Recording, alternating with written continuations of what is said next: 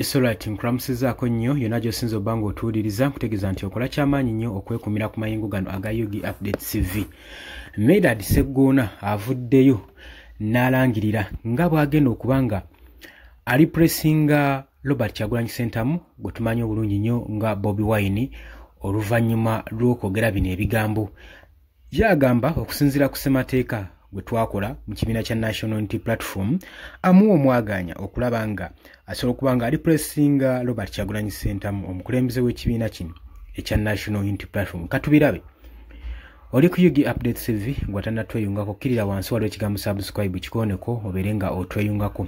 Abali emitala w'amayanja mbenyumirizaamu nnyo okubeera nga mutuninze in Yugi Update TV buli kadde buli kiseera. Wabula naawe atannakuba nga otwegattako nkutegeeza kirira wansi waliwo ekigambo subscribe kikooneko obeere nga otwegattako. Kakati nno Medad Sseggona tetumanyi kimuviiriddeko kutandika kuloota birooto nga bino, wabula ye agamba yasuubira nti agenda kuba nga alipulesinga Robert Kyagulanyi Ssentamu omukulembeze w'ekibiina kya National Unity Platform amanyikiddwa nga Bobi Wine amaze yakamalako ekisanja kyenkana kimu okuva mu mwaka gwa 2021 mu general elections ziri ezaggwa.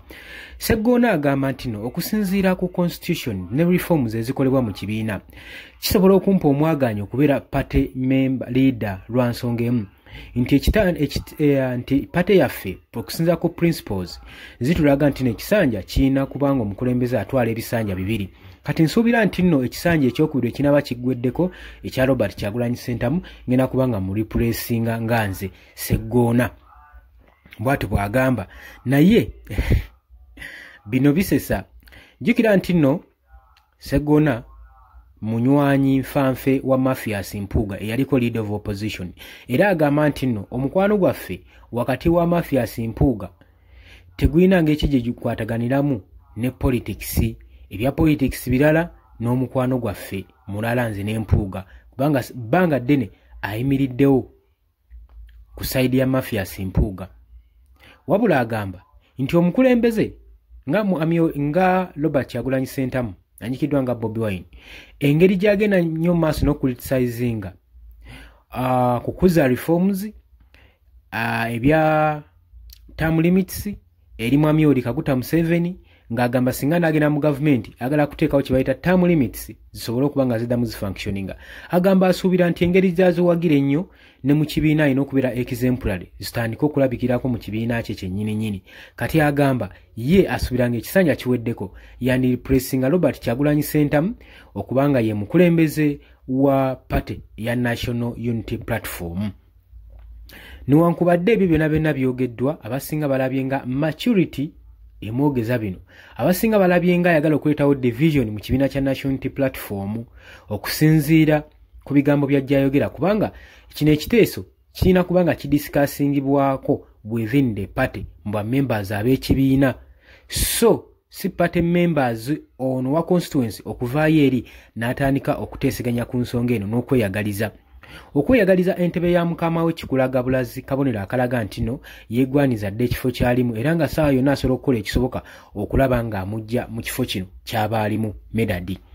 Newankubadde tusemberedde omwaka gwa 2026 ogwa general elections, tetumanyi buzito bw'aba Sseggona kukomawo mu constituency ye, era kino kikyaliko akabuuzabuuza.